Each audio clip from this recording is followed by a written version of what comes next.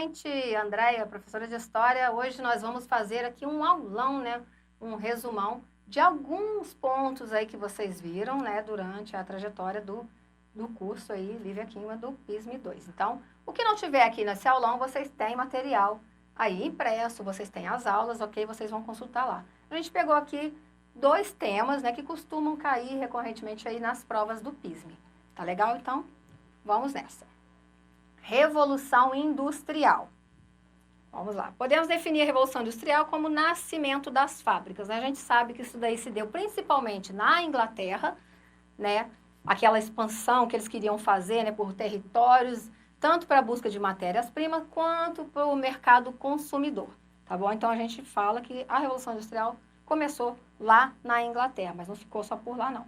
Então vamos lá. Causas do pioneirismo inglês. Estabelecimento precoce da burguesia no poder.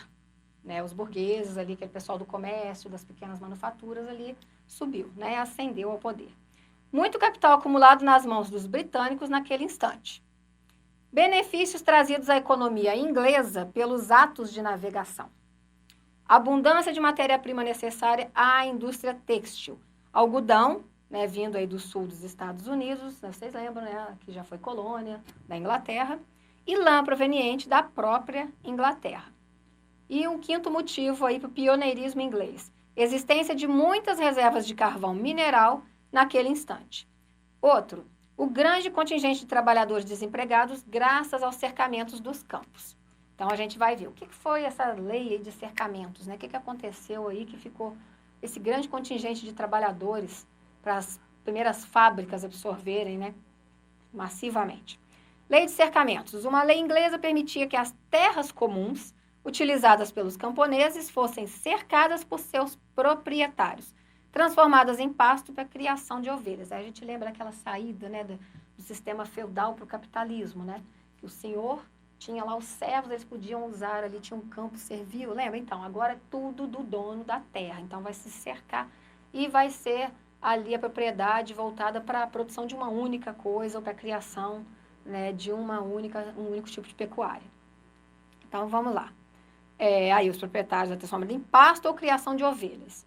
Os cercamentos resultaram na expulsão dos camponeses dessas terras, uma vez que estavam sendo transformadas em pasto e eles não tinham mais como sobreviver no campo. Então, esse pessoal ficou, né, sem serviço no campo e migrou lá para as cidades. Consequências da Revolução Industrial. Êxodo rural, né, eles foram para as cidades. Urbanização, ou seja, teve que se melhorar essas cidades, né, para receber essas pessoas também. Fim das práticas feudais na Inglaterra. Ali marcou de vez o fim.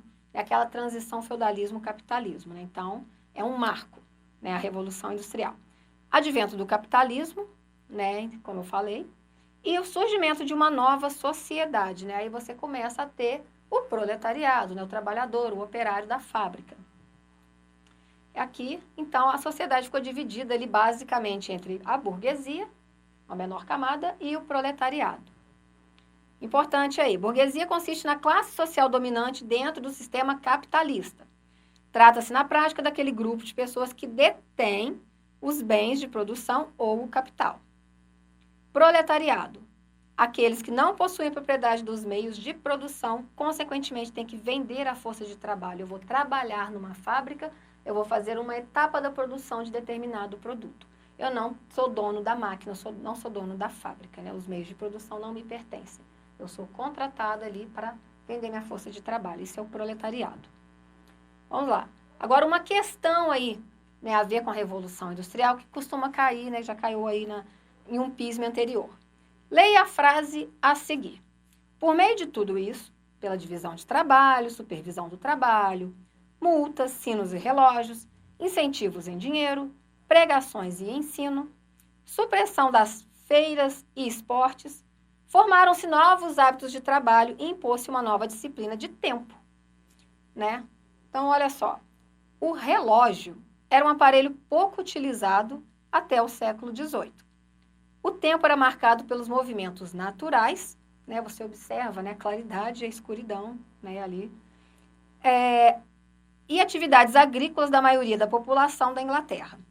A partir da Revolução Industrial, o relógio passou a ser considerado principal marcador do tempo nas sociedades capitalistas. Sobre a relação entre a marcação do tempo e o processo de industrialização na Europa, marque a resposta correta. Vamos lá, primeira opção. Letra A. O relógio se tornou o principal objeto de troca comercial durante o processo de industrialização europeia? Não é isso, a questão não está falando disso. B. Controle de tempo servia para ampliar as horas de lazer dos trabalhadores da indústria, garantindo melhor qualidade de vida? A gente sabe que também não é por isso, né, que o relógio passou a ser bem importante para a marcação de tempo. Né, porque lazer era uma coisa, né, que o trabalhador da indústria daquele momento não tinha mesmo. Utilização do tempo do relógio passou a servir para controlar o trabalho e disciplinar os trabalhadores nas fábricas, garantindo maior produtividade? Olha só. Essa resposta aí já, né, é a resposta que nos chama mais atenção, que tem mais a ver. Porque agora, com o relógio, você sabe, né, a hora que você entrou, quantas horas você vai ficar ali na fábrica trabalhando. No primeiro instante, gente, né, antes daqueles primeiros movimentos de trabalhadores pelos seus direitos, você tinha uma hora para você entrar e não tinha hora para você sair. E quanto mais você trabalhasse, para você receber. Né? Então, você não tinha um limite, você não tinha leis trabalhistas naquele primeiro momento. Inclusive, até crianças podiam trabalhar nessas fábricas. Né? Você não tinha um limite de horário. Então, o relógio, nesse momento, era para marcar exatamente isso. Né? Não para te ajudar a ter horas de lazer, muito pelo contrário, para você controlar quanto tempo você está trabalhando, para você saber quanto você vai ganhar, inclusive. Ou quanto o empregador vai ter que te pagar. D. A preocupação com o controle do tempo do relógio servia para a realização de tarefas na agricultura, de modo que a família pudesse trabalhar coletivamente. A gente viu que teve aquele êxodo rural. Né? O pessoal foi para a cidade, então o relógio lá também insignificante. Controle do tempo por meio do relógio não gerou benefício para o capitalismo industrial, uma vez que o trabalhador não podia ser disciplinado? Também não tem nada a ver. Né? Nesse primeiro momento, como eu falei, nem leis trabalhistas não existiam. Né? Então, resposta correta, a letra C.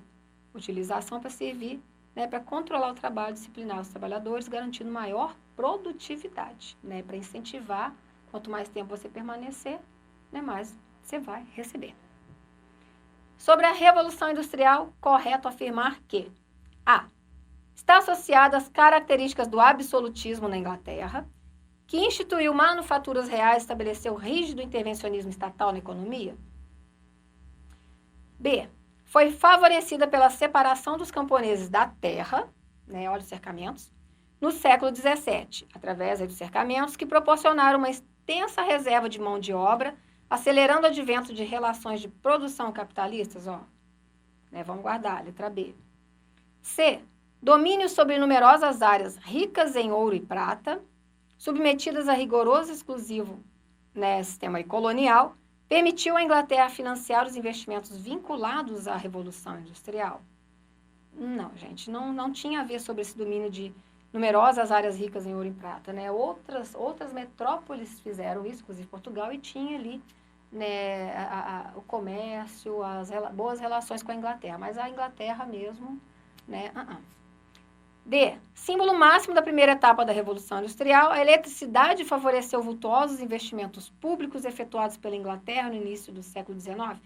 Primeira etapa da Revolução Industrial. Não foi a eletricidade ali, né, que movimentava as máquinas. A gente tem primeiro ali o carvão, né? A gente tem o carvão mineral, tá bom? A eletricidade só na segunda Revolução Industrial. Com o advento da máquina durante a primeira Revolução Industrial, tornou-se residual a exigência de trabalho humano, o que explica a pressão patronal pela redução da jornada de trabalho. Você já viu o patrão pressionar para reduzir a jornada de trabalho? Não. Né? Então, naquele primeiro momento, então, que não tinha lei, né, para regulamentar isso, ele queria mais que o funcionário trabalhasse mesmo o tempo todo. Né? Então, a resposta correta, aqui, letra B. Bem? Agora vamos dar um salto aí, vamos pular o tema, tá bem? A abolição da escravidão no Brasil é um tema bem recorrente também no PISM 2. Abolicionismo britânico. Forte movimento anti-escravista surgiu no Reino Unido, final do século XVIII, né, ou seja, final dos 1700, tá bom? Por conta de pressão de burgueses que lideravam a Revolução Industrial, estavam interessados em ter mão de obra rotativa assalariada, ou seja, mas lá não tinha escravidão, ok. Mas onde eles tinham negócios, igual as colônias de Portugal e de outros países, né, haviam ainda escravos, incluindo aqui no Brasil. Então, era do interesse deles ter pessoas livres assalariadas para quê? Para eles mandarem produtos, mercado consumidor, olha, eles vão poder pagar pelos nossos produtos. Então, não é interessante para a gente, né, que tenha tantos escravos lá naquelas colônias, onde, né, as metrópoles têm negócios com a gente. Então, né, a gente fala que a Inglaterra incentivou não só o fim da escravidão, não porque era boazinha, tá, gente? Puramente comercial. Vamos lá. Em 1831, né, o Legislativo brasileiro aprovou uma lei que concedia liberdade a qualquer africano que chegasse às terras brasileiras. A partir de 1831, ou seja, a gente já era Brasil Império, né, não éramos mais colônia, qualquer africano que chegasse aqui já era livre, tá bem? Mas a lei não surtiu efeito, pois grandes proprietários não tomavam conhecimento da lei e o Estado também não estava muito aí para que ela fosse aplicada. Em 1845, o parlamento inglês aprovou, né, a lei Bill Aberdeen, que dava poderes para a esquadra britânica prender e punir aí qualquer navio negreiro que estivesse atravessando aí os mares, tá? Qualquer. Então, isso daí foi uma maneira também de se coibir a escravidão. Com medo nas represálias poderiam vir, né, dessa lei, o ministro da Justiça apresentou um projeto para a extinção do tráfico de escravos.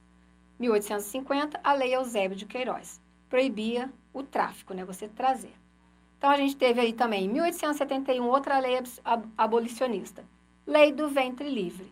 A partir daí, né, quem nasceu, os filhos dos escravizados já nasciam livres. Em 1885, a Lei dos Sexagenários, né, liberdade para os escravos maiores de 60 anos. Né? Então, os que estavam nascendo e os maiores de 60 já estavam libertos. E aqui a gente tem a publicação aí da Lei Áurea, né, de 1888. E aqui a gente vai fazer só uma questão rapidinho, ó. Abolição da escravatura. Lei Eusébio de Queiroz, fim do tráfico, Lei do Ventre Livre, sexagenários e a Lei Áurea. Considerando essa linha do tempo, processo de abolição, assinale a correta. O processo abolicionista foi rápido porque recebeu a adesão de todas as correntes políticas? Não foi rápido não, gente, 300 anos. O primeiro passo aí para a abolição da escravatura, proibição do uso dos serviços de crianças nascidas em cativeiro? Não foi o primeiro passo. Antes que a compra de escravos no exterior fosse proibida, decidiu-se a libertação dos cativos mais velhos? Não, aquela dos sexagenários, né, desses mais velhos, foi depois, né, da compra de escravos no exterior. Assinada pela princesa Isabel, a Lei Áurea concluiu o processo abolicionista, tornando ilegal a escravidão no Brasil? Concluiu. Ao abolir o tráfico negreiro, a Lei Eusébio de Queiroz bloqueou a formulação de novas leis anti-escravidão? Não, depois dela vieram outras, inclusive a Lei Áurea. Então, a D é a resposta correta, ok? Uma outra questão aqui que a gente pode ver, né, cai com frequência também no PISM relacionada a esse assunto. Dentre os países aí do continente americano, o Brasil foi o último país a acabar com a escravidão em seu território. Até a assinatura do último decreto que libertava definitivamente a escravidão, todo um longo percurso foi trilhado, tanto do ponto de vista legal como dos próprios movimentos sociais, interessados no fim do regime escravocrata. Observe a sucessão das leis decretadas aí no século XIX. Então, olha só nesse quadrinho aqui, ó, a questão da mão de obra, né, da escravidão. Leis abolicionistas. 1850, a Lei Eusébio de Queiroz. 1871, Lei do Ventre Livre, né, os nascidos, né, dos escravizados, né, aqueles bebês já nasciam livres, né. Seus pais, né, continuavam cativos, porém eles já eram livres, o que não mudou muita coisa para eles, né, que eles foram crescendo e tinham que ajudar os pais ali. 1885, Lei dos Sexagenários, né, aqueles escravizados acima dos 60 anos, a partir daí eles estavam livres. 1888, aí, a Lei Áurea, né, assinada pela princesa Isabel. Então, vamos lá. Com base nessas informações e seus conhecimentos, responda ao que se pede. Ó, letra A. A Lei Eusébio de Queiroz proibiu definitivamente o tráfico atlântico de escravos, né? Você trazer lá do continente africano para o Brasil. Com o fim da oferta de escravos africanos, proprietários escravistas no Brasil buscaram outras formas de reposição da mão de obra. Explique duas alternativas utilizadas para dar continuidade à exploração escravista. Tá, então não podia trazer de fora. A gente está situando aqui na Lei Eusébio de Queiroz, de 1850, tá bom, gente? Baseando nela. Não podia mais trazer. Ah, mas ainda tem proprietário aqui, né, que ainda está precisando, né, de aumentar aí o número da mão de obra escrava, né, do seu plantel. Como que ele vai fazer, já que não pode vir de fora, né? Qual a alternativa aí para continuar explorando aí, né, os escravos? Então, uma das opções que a gente, né, que eles tiveram, gente, foi interprovincial, né? Foi o tráfico interprovincial.